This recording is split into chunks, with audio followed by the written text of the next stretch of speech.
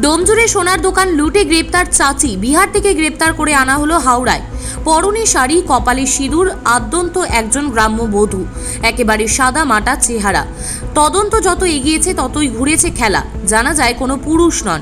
ডোমজুড়ে ডাকাতির ঘটনার মূল চক্রী এক মহিলা, যিনি দলের কাছে পরিচিত চাচি নামে, যার ভালো নাম আশা মাহাতো, বাড়ি বিহার। আর বিহার থেকেই চাচিকে গ্রেপ্তার করেছে পুলিশ। তাকে বৃহস্পতিবার বাংলায় নিয়ে আসা হয়। হাওড়া জেলা হাসপাতালে তার স্বাস্থ্য পরীক্ষার পর আদালতে তোলা হয়। পুলিশ জানাচ্ছে, ডোমজুড়ে ডাকাতির ঘটনার নেপথ্যে অন্যতম হাত রয়েছে আশার। তাকে হেফাজতে নিয়ে জিজ্ঞাসাবাদ করতে চাইছে পুলিশ। 11ই জুন ডোমজুড়ের একটি সোনার দোকানে 6 দুষ্কৃতী ঢুকে অপারেশন চালায়। দোকানের সমস্ত সোনার গয়না লুট করে দুষ্কৃতীরা। ভিডিও ধরা পড়ে সিসিটিভি ফুটেজে। তদন্তে নামেন হাওড়া সিটি পুলিশের গোয়েন্দারা। आसनसोल में रिलेशन था, वहीं आए थे। नहीं, कहाँ ही नहीं। मोनिस महतो तो कौन है आपको? हम नहीं जानते हैं, कोई नहीं है, हमको नहीं चिनते हैं उस सबको। क्या काम करते थे आप?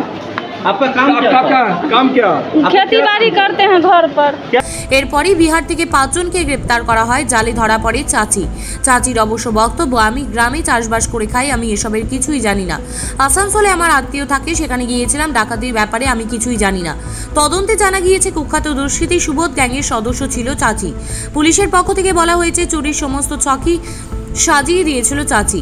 কোন পথে দুষ্কৃতীরা আসবে, কোন পথে পালিয়ে যাবে, এমনকি ডাকাতির আগে অস্ত্রের যোগানও দিয়েছিলেন চাচি। বিহার পুলিশের এসটিএফ এবং হাওড়া সিটি পুলিশের গোয়েন্দাদের হাতে এখনো পর্যন্ত এক মহিলা সহ 5 জনকে গ্রেপ্তার করা হয়েছে। 4 জন ভিতরে যারা ঢুকেছিল তার মধ্যে বিকাশ ঝা, মনীষ মেহতো আর আলোক পাঠক 3 জন ধরা পড়ে গেছে। বাকি তদন্তের স্বার্থে আর ডিটেলস বলছি না, বাট একজন বাকি আছে যারা ভিতরে ছিল। আর বাকি মাল যারা নিয়েছিল তাদের মধ্যে একজন ছিল রবীন্দ্র সানি, সে ধরা পড়ে গেছে। আর একজনের খোঁজে এখনো তল্লাশি চলছে। আপনারা 5 জনের মধ্যে 2 জনের কাস্টাডি পেয়েছেন, বাকি 3 জন কি? বাকি 3 জন উইদিন এ উইক আমরা আশা করছি পেয়ে যাব। তো মেবি কিছু ওর যদি টাইম লাগে, ওটা কোর্টের ব্যাপার আছে, সেই জন্য আমরা এক্স্যাক্ট টাইম বলতে পারছি। জিনিস রিকভারি করার জন্য চেষ্টা চলছে। একটা যেটা সম্ভাবনা থাকে, যখনই এরকম কোনো জুয়েলারি শপে বা সোনার দোকানে চুরি হয়, তখন সঙ্গে সঙ্গে ওরা চেষ্টা করে ওটাকে ওর ফর্ম চেঞ্জ করে, মেল্ট করে, অন্য রকম করে, যাতে ওটাকে ডাইরেক্টলি এভিডেন্স হিসাবে না আনা যায়। তো আমাদের ওটা একটা নিশ্চয়ই আশঙ্কা আছে।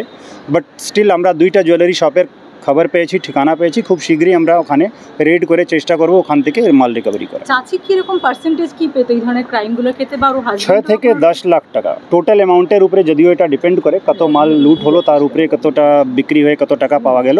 বাট আমাদের অনুমান আছে 6 থেকে 10 লাখ টাকা এর মধ্যে চাচি পাবে। ওনার হাজবেন্ডের কোনো রোল এটাতে, মানে এই পুরো? এখনো পর্যন্ত পরিবারের আর কিছু নেই, লেকিন একজন রিলেটিভ যে মনীষ মেহতো আছে, সে কিন্তু তার ভূমিকা আছে। বিহার পুলিশ একজনের কাছ থেকে 2টা আর্মস রিকভারি করেছে। আমরা দেখবো ওটা আমাদের কেসে ব্যবহার হয়েছে কিনা। আর একটা বিষয়, সাকরাইল থানাতে আমরা কিছুদিন আগে ডাকাতি কেসে, মানে একটা ইন্টারেস্টিং পার্ট, সেটা হচ্ছে আমরা অ্যারেস্ট করলে সবাইকে ক্যাশ করা সম্ভব হয়েছে, এবং এখানে মহিলার ভূমিকা একটা দেখতে পাচ্ছি। দেখুন, 11 তারিখ 11 জুন একটা ঘটনা ঘটে। ডোমজুরের একটা শোরুমে ডাকাতি হয়। তার মধ্যে আমরা সিসিটিভি ফুটেজে দেখলাম কি 4 জন আর্মস সহ ওখানে শোরুমের ভিতরে ঢুকে ওখান থেকে 1 থেকে 1.5 কেজি মতো সোনা, ওখান থেকে সোনার যে অর্নামেন্টস ছিল ওটা নিয়ে পালিয়ে যায়। তারপরেই একটা স্পেশাল টিম আমরা এখানে ফর্ম করি, যার মধ্যে ডিডির অফিসাররা থাকে। মেনলি এসিপি ডিডি উনি আছেন মমিতা দাস ঘোষ, ইন্সপেক্টর সুদীপ্ত পাণিগ্রাহী, ইন্সপেক্টর শীর্ষেন্দু কুণ্ডু, আর ডোমজুর থানার কিছু অফিসারকে নিয়ে একটা টিম ফর্ম করে। আমাদের টিমের একটা মেজর পার্ট তারা কিন্তু লাস্ট 30 ডেজ, মানে 1 মাস ধরে বিহারে তারা ক্যাম্প করছে। বিহারের 3টা জেলা ছিল যেখানকার মানে অনেক কষ্ট করে সিসিটিভি ফুটেজ দেখে, তারপরে বিভিন্ন ক্রিমিনাল ডেটাবেস দেখে এটা জানা গেল কি এই গ্যাং যে অপারেট করেছে তাদের মূল যে ঠিকানা হচ্ছে ওটা হচ্ছে সমস্তিপুর, বেগুসরাই আর সহরসা। এই 3টা জেলা মিলে ওরা থাকে। তো মোডাস অপারেন্ডির ব্যাপারে যেটা আপনি বলছিলেন আর মহিলার ভূমিকা বলছিলেন, ওর মধ্যে যেটা আছে কি ইনারা 1 থেকে 1.5 মাস আগে প্রথমে আসানসোলে হীরাপুর থানা এলাকায় একটা বাড়িতে এসে ভাড়া বাড়ি করেন। ভাড়া বাড়ি ঠিক করে দেন আশা দেবী যিনি আছেন, যাকে লোকালি তারা চাচি চাচি বলে ডাকে। তার একজন রিলেটিভও এর মধ্যে ধরা পড়েছে, মনীষ মেহতো এলিয়াস মানিয়া। ও এখন জেলে আছে বিহারে, আমরা ট্রানজিট রিমান্ডে নিয়ে আসবো কিছুদিন মধ্যেই। তো চাচি ওই মনীষের মাধ্যমে ওখানে একটা ভাড়া বাড়ি ঠিক করে এনাদের যে ক্রাইম করার জন্য বাইক দরকার ছিল, ওটা চাচিরই একটা আত্মীয়, চাচির মাধ্যমে যোগাযোগ রেখে সেকেন্ড হ্যান্ড বাইকগুলো কিনতে হেল্প করে। ইনারা মে মাসে এখানে চলে আসেন। আঙ্কুরহাটিতে একটা জায়গা ভাড়া বাড়ি করে, কালীতলা বলে জায়গা আছে, ওখানে থাকেন। ওখান থেকে রেগুলার ইনারা রেকি করতে যেতেন ডোমজুরের আশেপাশে যে দোকানগুলো আছে।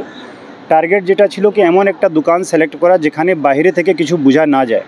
এই দোকান যেখানে শোরুমে ডাকাতি হয়েছে আপনারা দেখবেন ওখানে যদি ভিতরে ঢুকে কোনো অ্যাক্টিভিটিস হয় তাহলে বাইরে থেকে ওটা জানা খুবই মুশকিল। তো সেই জন্য ওনারা এমন একটা শোরুম চুজ করলেন যেখানে বাইরে থেকে যদি পুলিশের গাড়িও পেরিয়ে যায় তাহলে কিন্তু কোনো যদি কেওস না হয়, কোনো শব্দ বাইরে না আসে তাহলে কিন্তু কোনো ঘটনার ব্যাপারে জানা খুব ডিফিকাল্ট। তো আমাদের কাছে এক্সেপ্ট সিসিটিভি ফুটেজ কোনো একটা ক্লু ছিল না। আমরা পুরো টিম আমাদের ডিডি ও ডোমজুর থানা সকলে মিলে অনেকগুলো সিসিটিভি ফুটেজ দেখা হলো। দেখা গেল কি টিম ডানকুনি মাইতিপাড়া হয়ে দুর্গাপুর এক্সপ্রেসওয়ে দিয়ে একটা পার্ট চলে গেছে আর কিছু লোক ট্রেনে চলে গেছে। তারপরে আমরা বুঝলাম কি এটা মোরালেস কনফার্ম হচ্ছে কি বিহারের দিকের কোনো গ্যাং এর মধ্যে অপারেট করেছে। কারণ আমাদের আগেও অভিজ্ঞতা আছে, বিগত 2-3 বছর মধ্যে অনেকগুলো ঘটনা বিভিন্ন থানা এলাকায় ঘটেছে যার মধ্যে বিহারের গ্যাংরা সোনার যে জুয়েলারি শোরুম থাকে, মুথুট ফিন্যান্স, মাল্লাপুরম ফিন্যান্স, এদেরকে টার্গেট করেছে। সুবোধের গ্যাংয়ের উপরেও আমাদের সন্দেহ ছিল। তো ইনভেস্টিগেশনে যেটা পাওয়া গেল কি এরা আগে সুবোধের সঙ্গে কাজ করতো, বাট অ্যাট প্রেজেন্ট এরা নিজের একটা গ্রুপ ফর্ম করেছে। তার মধ্যে আশা দেবী হচ্ছেন পুরো লজিস্টিক্স সাপোর্ট করা। এখান থেকে পালিয়ে যাওয়ার পরে আশা দেবী এদের থাকার ব্যবস্থা বিভিন্ন জায়গা করে দিয়েছেন। যখনই কোনো জায়গায় পুলিশের রেড হচ্ছে সঙ্গে সঙ্গে ঠিকানা চেঞ্জ করে অন্য জায়গায় ব্যবস্থা করে দেওয়া। জুয়েলারি ডিসপোজাল কীভাবে হবে ওখানকার লোকাল জুয়েলার্সদের সঙ্গে টাই আপ করে জুয়েলারি ডিসপোজালে হেল্প করা। গাড়ির কথা আমি আগেই বললাম। তো আজকে আমরা 2 জনকে ট্রানজিট রিমান্ডে নিয়ে এসেছি। তার মধ্যে আশা দেবী এলিয়াস চাচি একজন আছেন মহিলা, যার কথা বলছিলাম, তার বাড়ি হচ্ছে সমস্তিপুর দলসিং সরাই থানা এলাকায়। আর সেকেন্ড পার্সন আছেন আলোক কুমার পাঠক, ওনার বাড়ি হচ্ছে বেগুসরায়। এর ছাড়া আমরা অ্যারেস্ট করেছি রবীন্দ্র সাহিনীকে, মনীষ মেহতো এলিয়াস মানিয়া और বিকাশ ঝা। 5 জনকে আমরা এখনও পর্যন্ত এই কেসে ধরতে পেরেছি।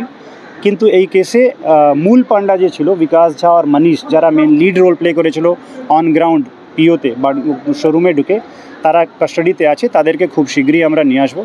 তারা এখন জেলে আছে, জেসিতে আছে।